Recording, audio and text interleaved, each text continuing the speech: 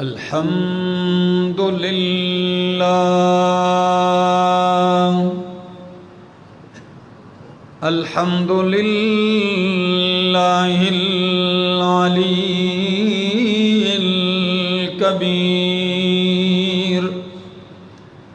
الكبير المتعال الحمد لمن قدر خيرا وخبال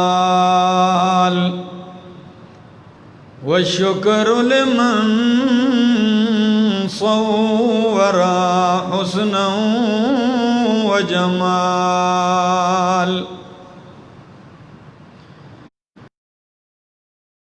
صمد عن صفة الخلق بريء أزلي سرمدي خلق الخلق كمال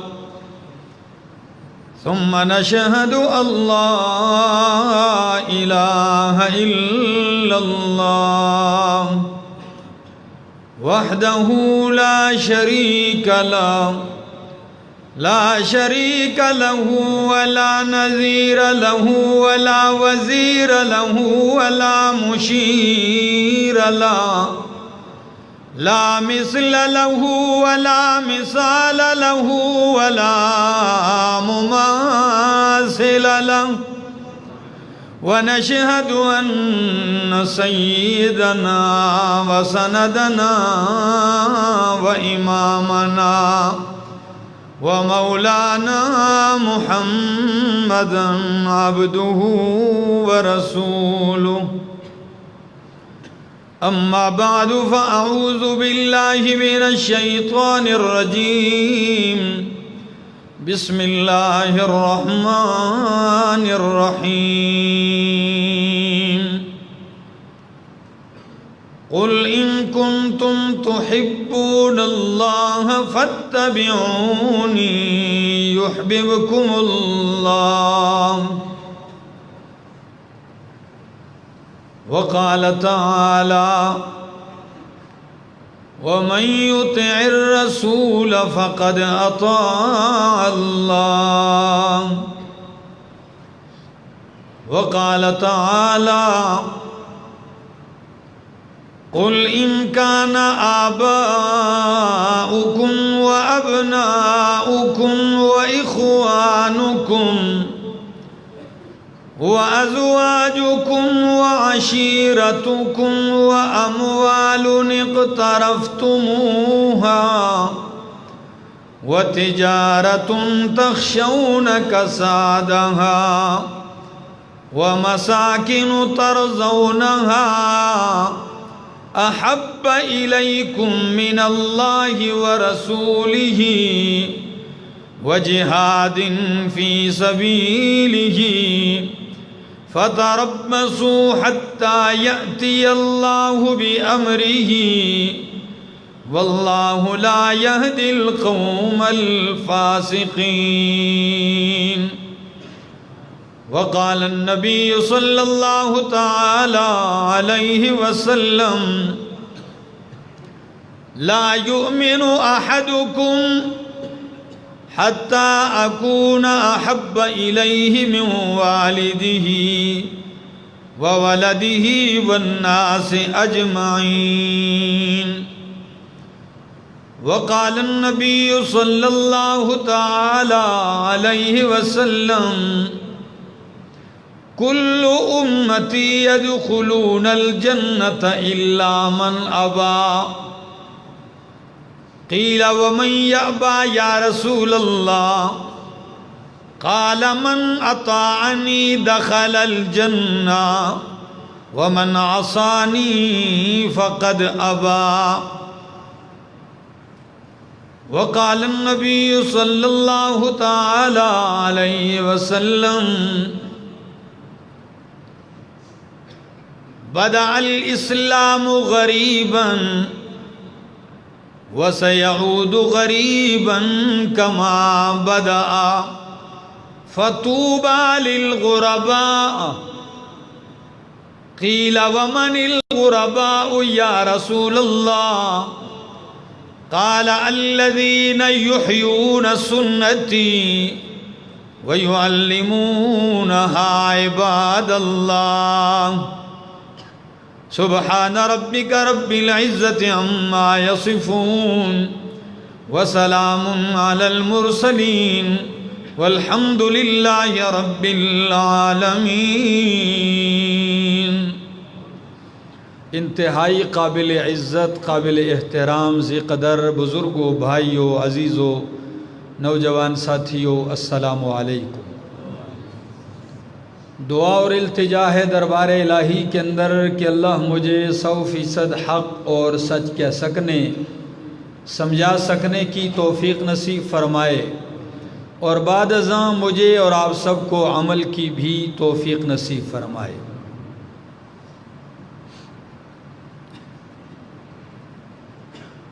اس دنیا میں جتنے بھی انسان آباد ہیں، تقریباً ہر مذہب اور ہر دین کے لوگ، چاہے یہودی ہوں یا عیسائی ہوں، چاہے مشرک ہوں یا چاہے مسلمان ہوں، یا مسلمانان عالم کے جتنے گروہ ہوں، ہر شخص کا یہ دعویٰ ہے کہ میں اللہ سے محبت رکھتا ہوں، میں اللہ سے محبت کرتا ہوں۔ ہے کہ نہیں ایسا؟ یہ دعویٰ ہے۔ سوال یہ ہے کہ یہ دعویٰ تو بہت اونچا ہے اور اعلیٰ ہے، ایک مومن کا یہ دعویٰ ہونا بھی چاہیے۔ سوال یہ ہے کہ اس مالک سے پوچھنا چاہیے کہ اللہ کی خلقت آپ سے محبت کے دعوے دار ہیں، اب آپ ہی بتائیں کہ ان میں سے کس کی محبت آپ کو منظور ہے اور کس کی محبت آپ کے ہاں مردود ہے۔ مزہ تو تب ہے کہ آپ جس ہستی سے محبت رکھتے ہیں وہ آپ کی محبت کو تسلیم بھی کر لے۔ کیا خیال ہے؟ کہتے ہیں وہ ایک عاشق اور محب نے ہرن پالا، پال پال کے اسے تکڑا کیا، جوان کیا، اس نیت سے کہ جب میں اسے ذبح کروں گا اس کے ناف میں جو خون گرا بن کے جمے گا اس سے مشک اور کستوری بنے گا، اس سے خوشبو بنے گی کون سی؟ کستوری۔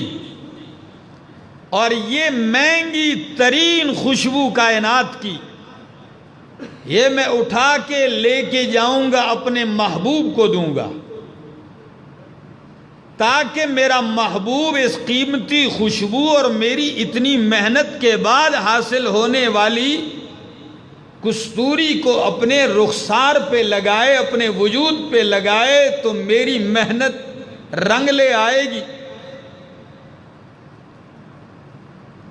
لیکن جب اس نے محنت کی، ہرن بڑا بھی ہو گیا، کستوری بھی بن گئی، ذبح بھی ہو گیا، اب جب وہ کستوری لے کے محبوب کے پاس پہنچا کہ یہ میری محبت کا ایک اظہار ہے، آپ لیجئے، محبوب نے بجائے لینے کے اٹھا کے منہ پہ مار دی، دیوار پہ پٹختی، زمین پہ انڈیل دی۔ سچ بتاؤ اس کی یہ محنت کا کوئی فائدہ؟ اس کی اس محبت کا کوئی فائدہ؟ تو شاعر اسی لیے تو تڑپ کے کہتا ہے نا، کار ما آخر شدو آخر ما کار نشد، کار ما آخر شد و آخر زما کار نشد، صد سالہ خون جگر در ناف آہو شد گرا، مشک شد انبار شد پر لال رخ یار نشد۔ میری محنت لگی، خون جگر ناف ہرن میں مشک و عنبر تو بن گیا، لیکن محبوب کے رخسار کا میک اپ نہ بنا، تو میری محنت اور محبت رائے گا ہے۔ پوچھنا یہ ہے کہ اللہ کس کی محبت آپ کی بارگاہ میں منظور اور مقبول ہے؟ تو اللہ نے اعلان کر دیا، کائنات والو، مجھ سے محبت کے دعوے دارو، میرے پاس آنے والو، میری محبت کا دم بھرنے والو، ایک ہی راستہ ہے، ایک ہی علامت ہے محبت کے منظور ہونے کی، ایک ہی طریقہ ہے، تمہاری محبت بھی میں منظور کر لوں گا، مقبول کر لوں گا۔ مقبول ہی نہیں، تم آج مجھے محبوب بنانے کی فکر میں لگے ہو، جب وہ ایک کام کرو گے تو مجھے محبوب اپنانے کے بجائے میں خود تمہیں اپنا محبوب بنا لوں گا۔ وہ کون سا راستہ اور طریقہ ہے؟ آئیے اللہ کا قرآن کہتا ہے، قُلْ إِن كُنتُمْ تُحِبُّونَ اللَّهَ فَاتَّبِعُونِي يُحْبِبْكُمُ اللَّهُ۔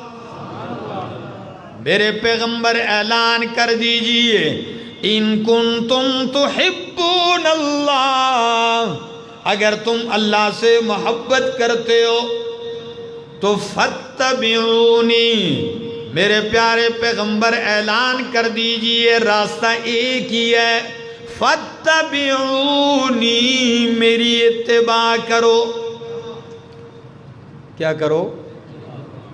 میری اتباع کرو۔ امام الانبیاء سے اللہ کہہ رہے ہیں کہ آپ یہ اعلان کریں، یعنی بالفاظ دیگر میرے محبوب پیغمبر کے تابعدار بن جاؤ۔ اور آپ کو پتہ ہے دستور ہے دنیا کا کہ جو آپ کے محبوب کا دوست ہوتا ہے وہ بھی آپ کا محبوب بن جاتا ہے، جو آپ کے محبوب کا خادم ہوتا ہے آپ کا وہ بھی تابعدار ہو جاتا ہے۔ بلکہ میں تو کہتا ہوں کبھی کبھار تو جب محبت ہو جائے کسی شخص سے تو پھر بندہ دیکھتا ہے جس مکان میں وہ رہتا ہے وہ چاہے جھونپڑی کیوں نہ ہو، اس جھونپڑی کے ایک ایک تنکے سے محبت ہوتی ہے۔ محبوب جن راہوں سے گزرتا ہے اس راہ کے گرد و غبار اور پتھر سے محبت ہو جاتی ہے۔ محبوب کی نسبت اگر حیوان کے ساتھ ہے تو اس کے در اور علاقے کے کتے بھی محبوب ہونے لگتے ہیں۔ اگر محبت کا یہی دستور ہے، اللہ فرماتے ہیں میرا محمد میرا حبیب ہے، اگر تم ان کے تابعدار بن جاؤ پھر میں تمہاری رنگت کو، تمہارے نسل کو، تمہارے حسن و جمال، حسب نسب، زبان، علاقے کو نہیں دیکھوں گا بلکہ تم میرے محبوب بن جاؤ گے۔ یحببکم اللہ، اللہ تم سے محبت کرنے لگے گا۔ پہلی کڑی ختم اختصار کے ساتھ، اللہ سے محبت کا دعویٰ، نبی کی اتباع۔ اب دوسری بات، دوسرا طبقہ یہ ہے کہ جو نبی سے محبت کے دعوے دار کہ جی ہم عاشق رسول ہیں، ہم محب رسول ہیں، ہم نبی سے محبت کرنے والے ہیں، ان کے لیے بھی ایک راستہ ہے۔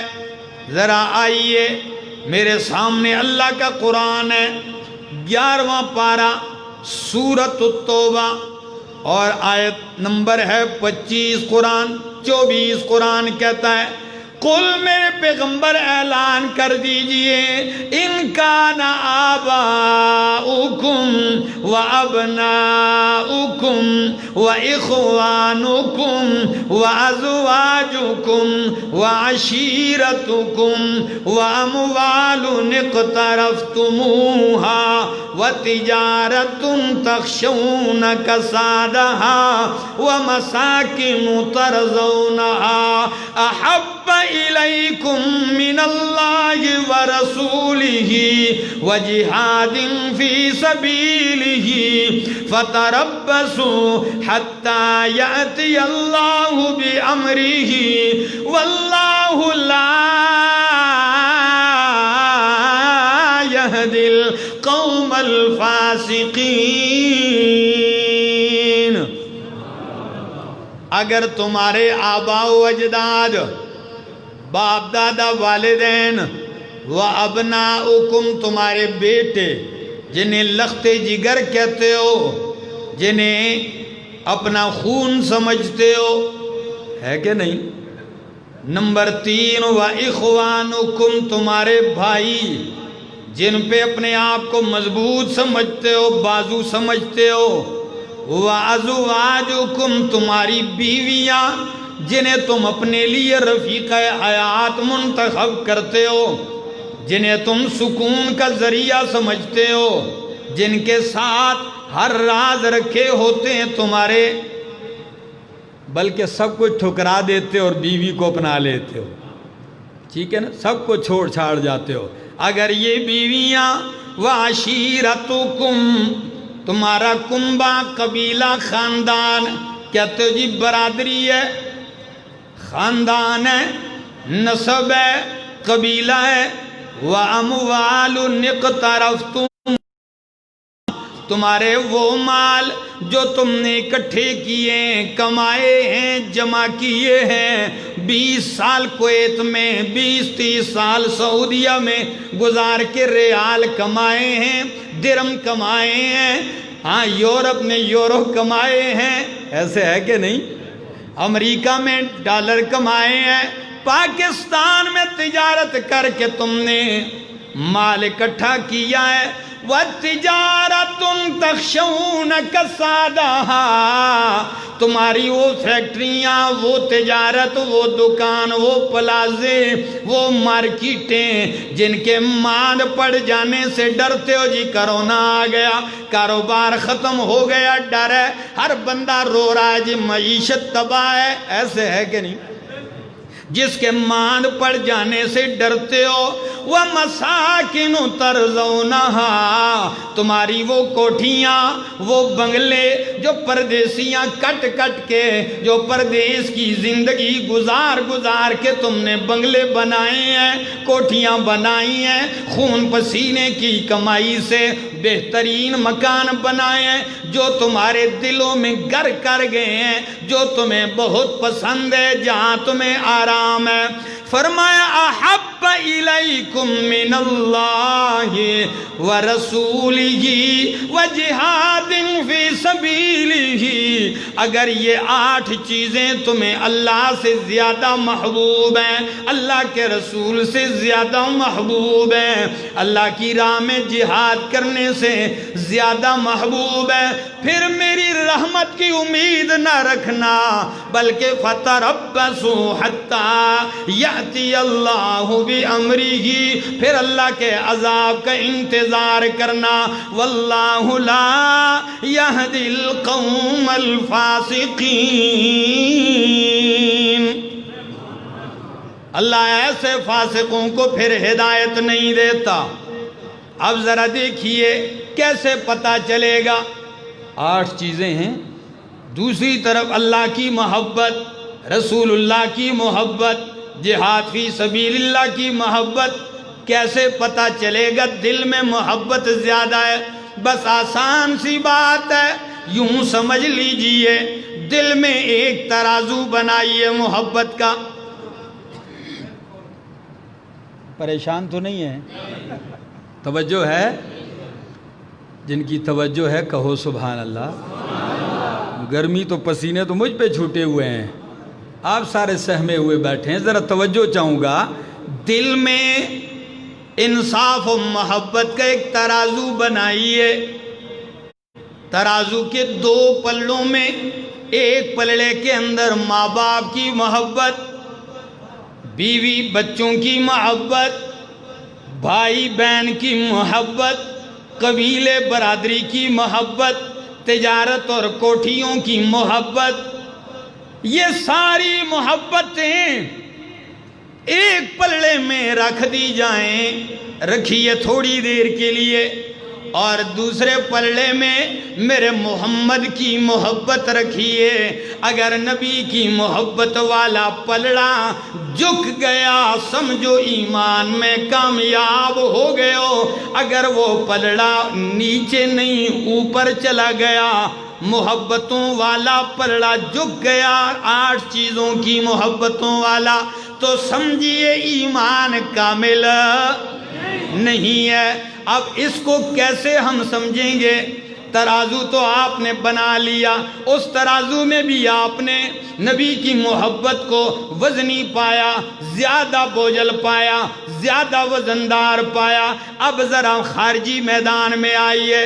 اولاد بیٹھی ہے ایک طرف میرے نبی کی سنت ہے.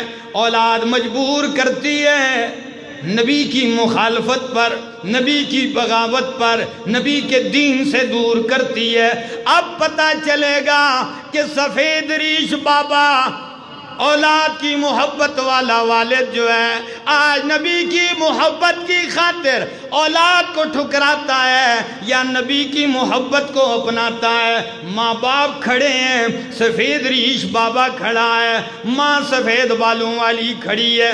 بیٹا نماز نہیں پڑھے گا، بیٹا دین کے، بیٹا داڑھی نہیں رکھنی، بیٹا شادی نہیں، یہ ہوگا یہ ہوگا.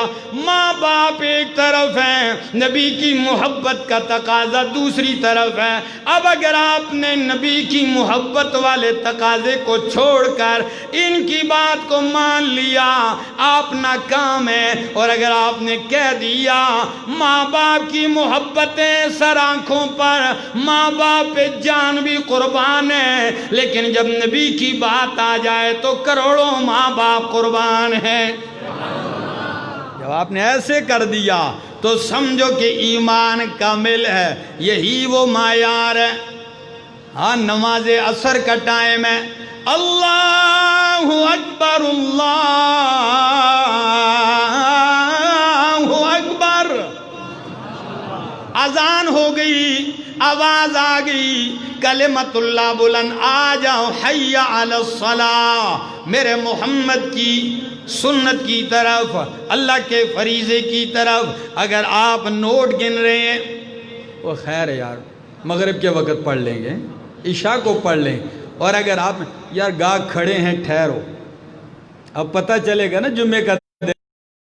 لیکن جب آپ نے ان ساری چیزوں کو رکھ دیا اور فَاسْعَوْا إِلَىٰ ذِكْرِ اللَّهِ وَذَرُوا الْبَيْعَ، ٹھکرا دیا. نہیں چاہیے ایسے پیسے، نہیں ضرورت ایسے مال کی جو مجھے دین سے روک دے. تو سمجھو ایمان کامل ہے. اور اگر معاملہ اس کے برعکس ہے اور ہوتا بھی اس کے عموماً ہے، ایسا ہی ہوتا ہے، تو پھر اپنا محاسبہ کیجئے، پھر اپنے آپ کو ٹٹولیے کہ میں کس درجے کا ہوں. قرآن نے یہ 8 چیزیں ذکر کی. یقین کیجئے کہاں سے لاؤں؟ محمد عربی کے صحابہ. یقین کیجئے نہیں دیکھا باپ سامنے ہے، نہیں دیکھا ماں رکاوٹ بنتی ہے، نہیں دیکھا خون اولاد مقابل آ گئی ہے، بس ایک ہی محبت ہے رسول اللہ کی، وہ دل میں بٹھائے ہوئے ہیں. صدیق اکبر کو دیکھ لی. اللہ کہاں سے لاؤں خدا کی قسم. عجیب انسان، عجیب محبت ہے. باپ نے ایک دفعہ صرف نبی کے متعلق ایک جملہ کہہ دیا، ساری چیزیں اٹھا کے جا رہے ہو. کچھ جملے کہے سخت، زوردار تھپڑ رسید کر دیا، گر پڑا باپ۔ نبی کریم تک بات پہنچی، او صدیق اکبر، آپ جیسا تحمل مزاج انسان، آپ جیسا بردبار انسان، آپ میں اتنے جذبات کیسے آ گئے؟ آپ میں اتنا جو ہے جذبہ کیسے آ گیا؟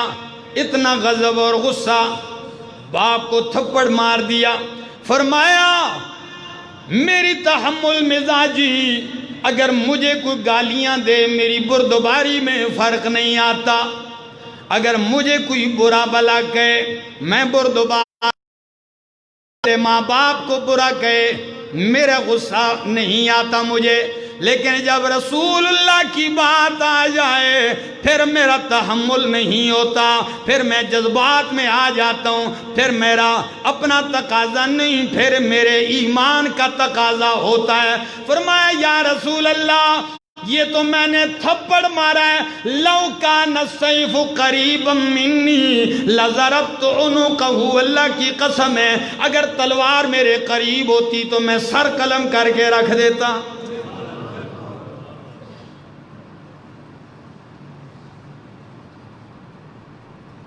کچھ لوگ کہتے ہوتے ہیں نا یہ قانون ہاتھ میں نہیں لینا چاہیے، کہتے ہیں کہ بڑے تحمل سے ہم گھر میں بیٹھ کے تبصرہ کرتے ہیں، قانون کو ہاتھ میں ہی نہیں لینا چاہیے، قانون کو کتاب میں رکھنا چاہیے، قانون عمل میں بھی نہیں آنا چاہیے، قانون کتاب میں ہو، قانون ہاتھ میں نہیں لینا۔ میں کہتا ہوں سب کہتے ہیں، لیکن بات یہ ہے سارے علماء یہی کہتے ہیں جو آپ کو گالیاں دے مسلمانوں برداشت کرو، جو آپ کو برا کہے برداشت کرو، لیکن کب کوئی عمل کرتا ہے؟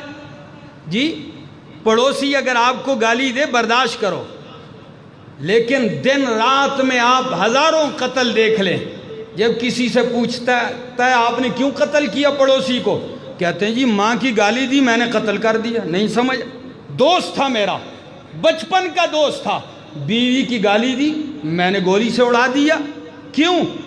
جانتا ہے وہ بھی، نہیں لینا چاہیے تھا مجھے قانون ہاتھ میں، ہم بھی اسے یہی کہتے ہیں، لیکن جب ماں کے بارے میں سنتا ہے نہیں سمجھ پاتا میں کیا کرتا ہوں، باپ کو گالیاں دیتے ہوئے دیکھتا ہے نہیں برداشت کر سکتا، تو جہاں کروڑوں مائیں کروڑوں انسانیت اللہ کے بعد جس ہستی کا مقام ہے اس کی برائی کوئی کرے، ان کی برائی اور توہین کوئی کرے، سچ بتاؤ کوئی برداشت کر سکتا ہے؟ یہ بات نصیحت کی نہیں ہے کہ آپ لوگوں کو کہیں کہ ہم نصیحت کرتے ہیں، نہیں، بھلے نصیحت کریں، یہ جو نصیحت کرنے والے بھی بیٹھے ہوتے ہیں نا کہ بھئی برداشت کرو قانون، آپ یقین کیجئے اگر ان کے سامنے بھی کوئی یہ حرکت کرے گا اس وقت یہ بھی برداشت سے باہر ہو کے وہی کام کریں گے جو غازی خالد نے کیا ہے۔ یہ ہوتا ہے، یہ کوئی بندہ پہلے سے سوچتا نہیں، اس وقت جتنا بھی بندہ قابو کرے برداشت کرے اس معاملے میں آ کے وہ کر گزرتا ہے۔ اور میرے دوستو قانون بھی یہی ہے، کیا؟ قانون ہاتھ میں نہیں لینا چاہیے، لیکن قانون بھی یہی ہے کہ محمد الرسول اللہ کا گستاخ دنیا میں نہیں رہنا چاہیے۔ دوستو بات کر رہا تھا کہ صحابہ کرام کی ہستیاں، ان کی محبت دیکھیے، ان کی عقیدت دیکھیے، حد ہو گئی ہے، صرف دعویٰ ہی نہیں۔ اور یہ بھی آپ کو بتا دوں دنیا میں یہ بھی ایک دستور رہا ہے کہ کوئی گستاخ اپنی موت بھی نہیں مرا، یہ بھی ایک دستور رہا ہے۔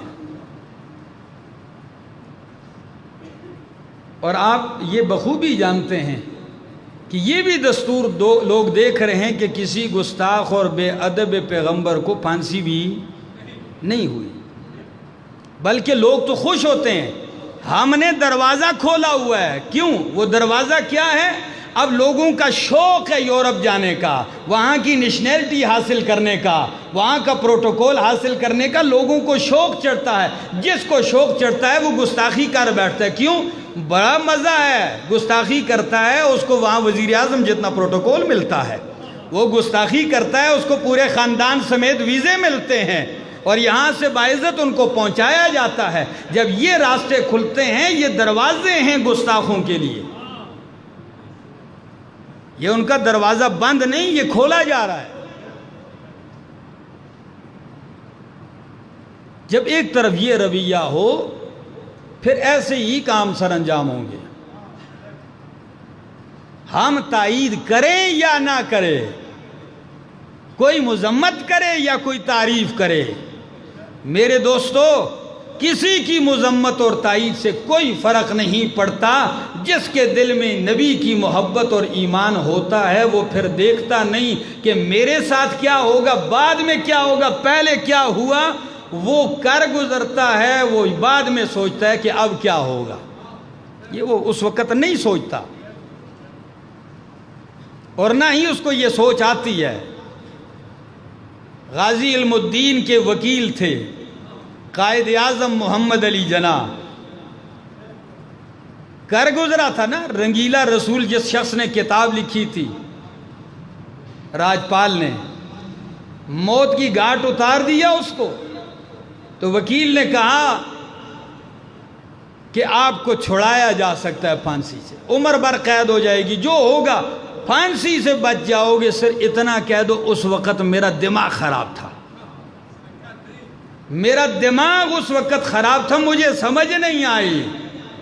غازی علم الدین نے کہا جیتی ہوئی بازی کیسے ہار دوں، ساری زندگی میرا دماغ خراب تھا، اسی دن تو دماغ کھلا ہے میرا، اسی دن تو دماغ میرا روشن ہوا ہے، کیسے کہہ دوں میرا دماغ خراب تھا۔ میرے دوستو قرآن مقدس کا یہ ایک دستور ہے، اللہ کی نبی کی محبت کا تذکرہ قرآن کرتا ہے۔ ہاں، اور آئیے صرف دعوے نہیں، سچ کر دکھایا۔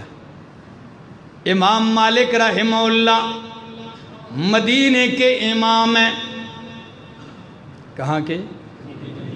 ساری زندگی مدینہ منورہ میں گزاری، پوری زندگی مدینہ منورہ میں کبھی سواری پہ سوار نہیں ہوئے، پوری زندگی۔ کسی نے کہا سواری پہ کیوں سوار نہیں ہوتے؟ فرمایا اس سرزمین کے اندر میرے محبوب دفن ہے، محبت کا ایک تقاضا تھا، یہ سچی محبتیں۔ ساری زندگی مدینہ منورہ میں اپنی کتاب، ان کی کتاب ہے احادیث کی سب سے پہلے لکھی جانے والی کتاب، عجیب کتاب، موطا امام مالک، مستند ترین کتاب احادیث کی۔ امام بخاری رحمہ اللہ فرماتے ہیں اگر میرے سامنے امام مالک کی کتاب موطا نہ ہوتی تو میں بخاری اس نہج پہ نہ لکھ سکتا۔ ایسی کتاب، اپنی کتاب مدینہ میں درس دے رہے ہیں احادیث کا، شاگرد سامنے بیٹھے ہیں، چہرے کا رنگ بدل رہا ہے، کبھی زرد کبھی سرخ ہوتا ہے، کبھی سرخی مائل کبھی زردی مائل، چہرے پہ تغیرات آ رہے ہیں، لیکن درس جاری ہے۔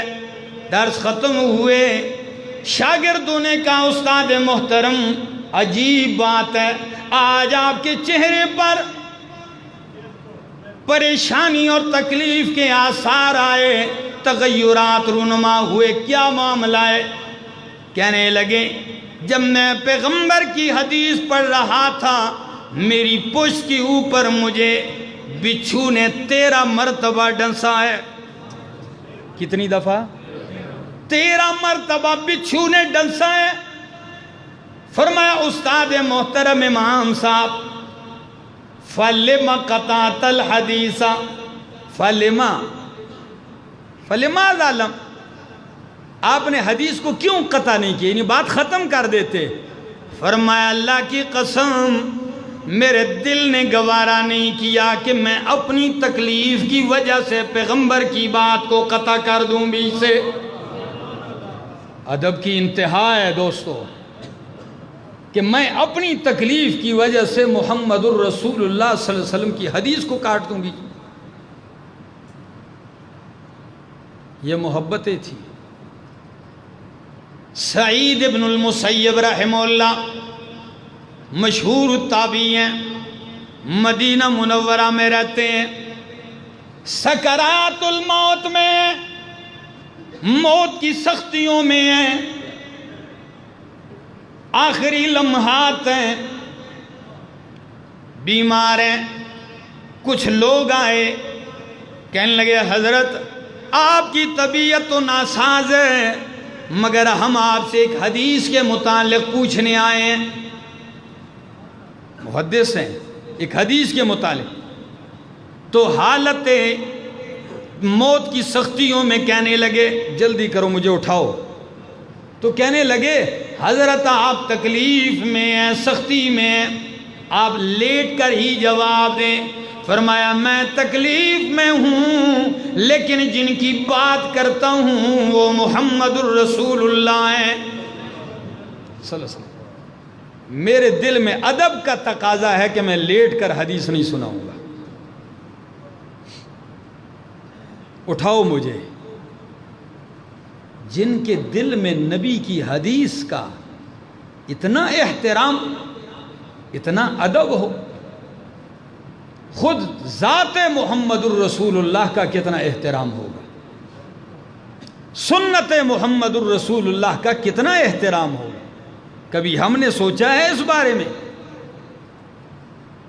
آج کا عشق کے دعوے دار کو اگر ساری حدیثیں آپ اونڈیل کے پیش کر دیں، اگر وہ اڑ گیا ضد پہ تو وہ آگے پیچھے نہیں ہوگا اپنی بات سے، چاہے آپ احادیث سناتے جائیں۔ اور پوچھو تو سب سے بڑا دعوے دار محبت کا وہی ہوگا۔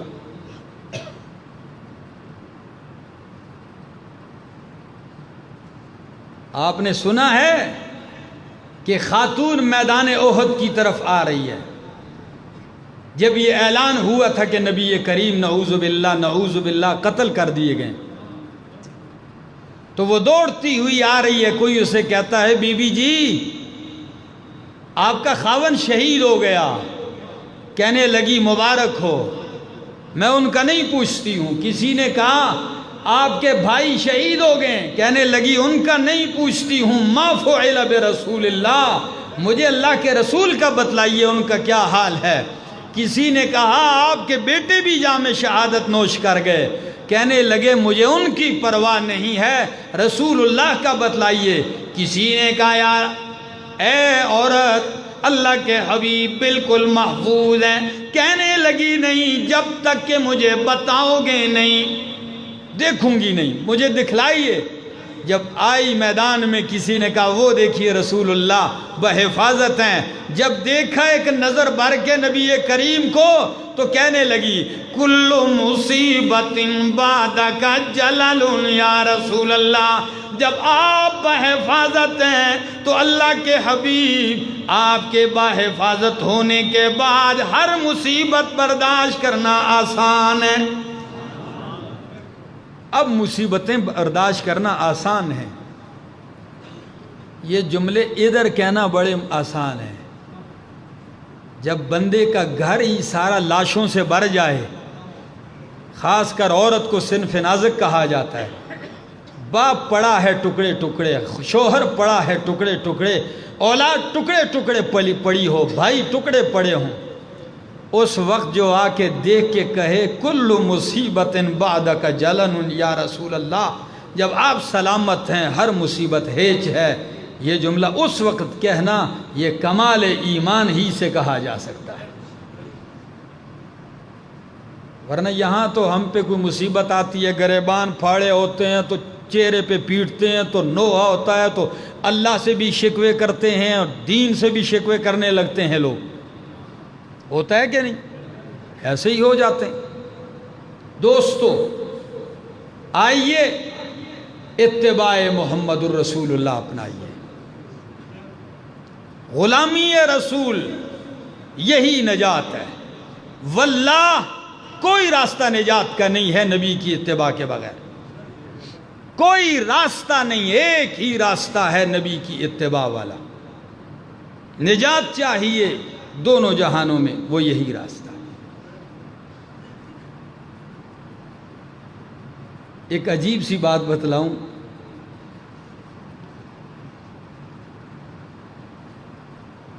آج کے دور کے بارے میں بھی نبی علیہ السلام نے فرمایا میرے صحابہ کاش کہ ہم اپنے بھائیوں کو دیکھ لیتے۔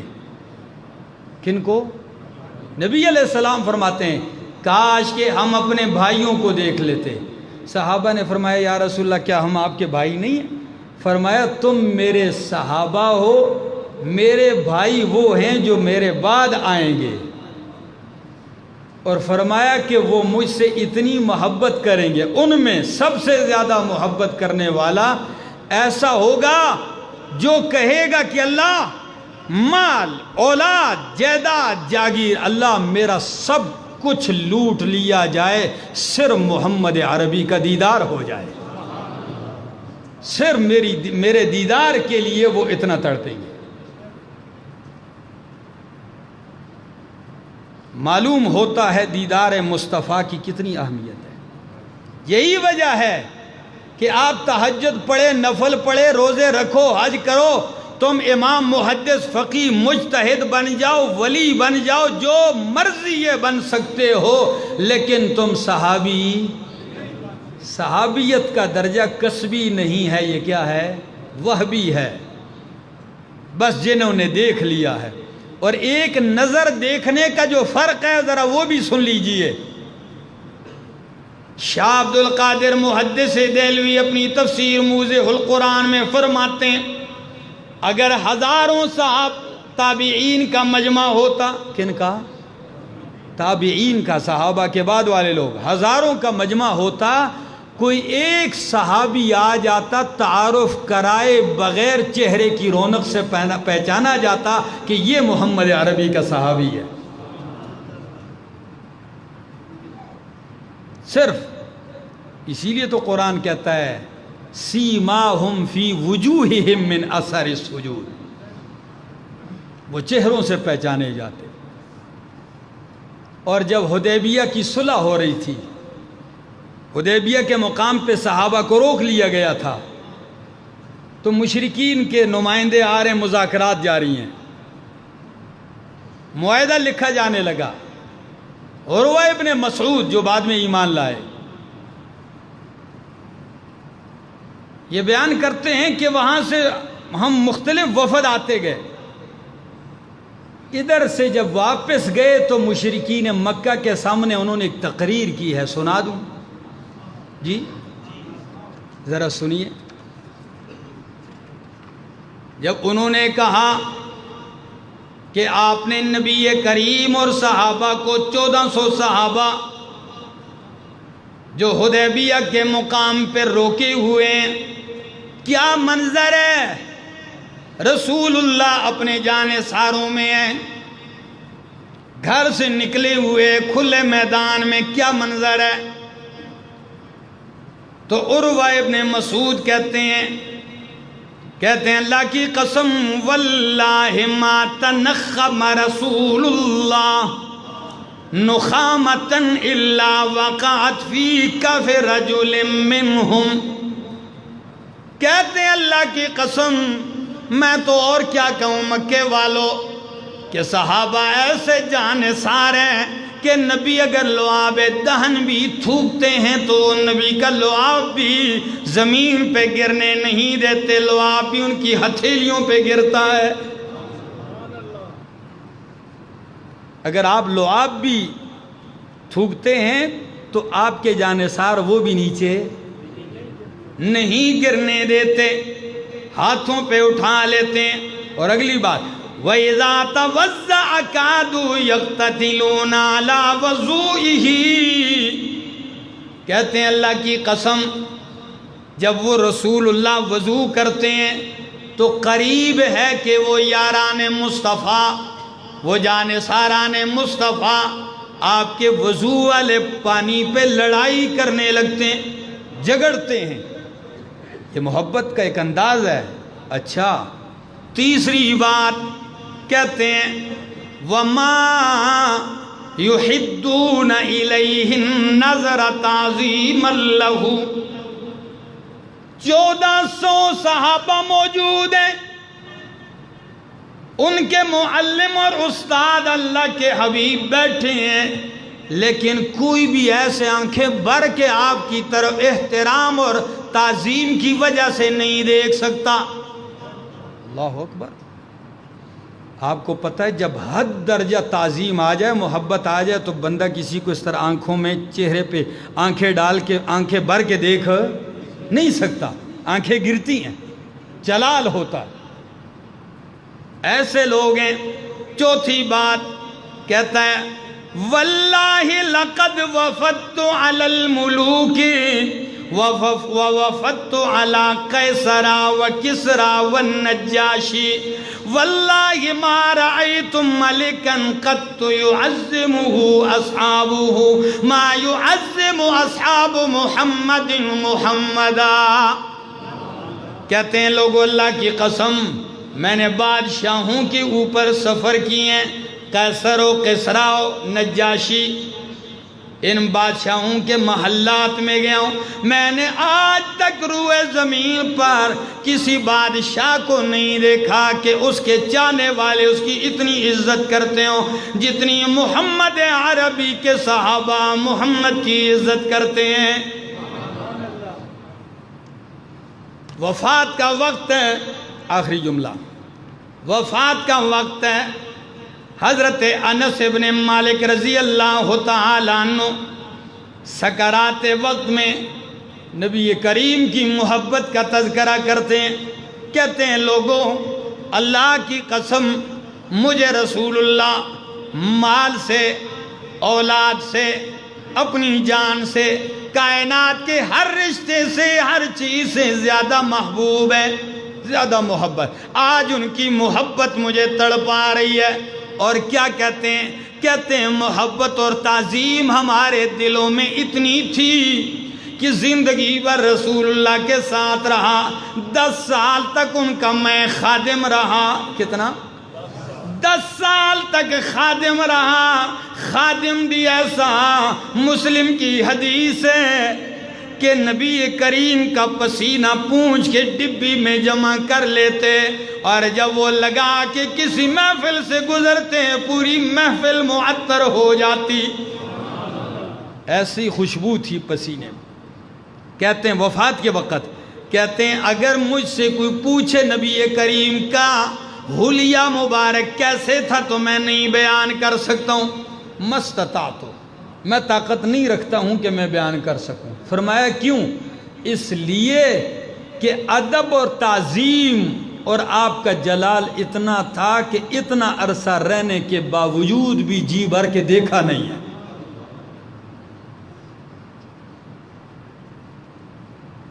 یہ محبتیں ہیں میرے دوستوں، اور جس چیز کی نسبت میرے محمد صلی اللہ تعالی علیہ وسلم کے ساتھ ہو گئی وہ چیز بھی عظیم بن گئی۔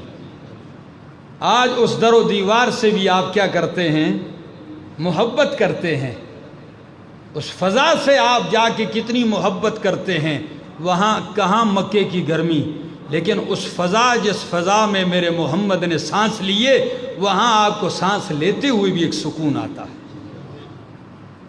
یہ ایک محبت ہے۔